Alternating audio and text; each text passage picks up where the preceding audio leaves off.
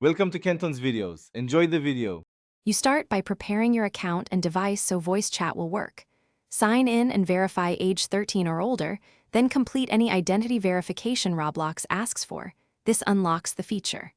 Next, update the Roblox app to the latest build because older versions often block voice.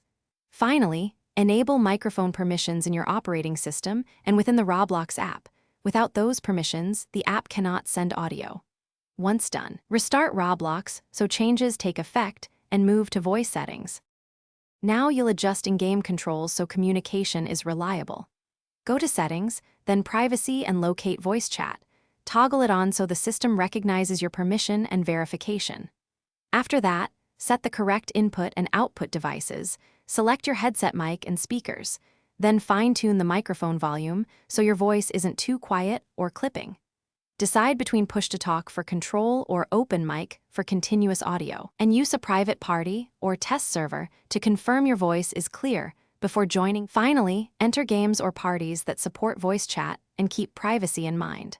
Prefer titles labeled voice chat or accept a friend's party invite where you control attendees. This reduces background noise and unwanted talkers. When in-game, use the HUD to mute/unmute quickly and monitor volume levels so you don't disturb others. If you have problems, first check that you are not muted. Confirm firewall or antivirus isn't blocking Roblox, update audio drivers, and verify Roblox's service status. These steps resolve most issues.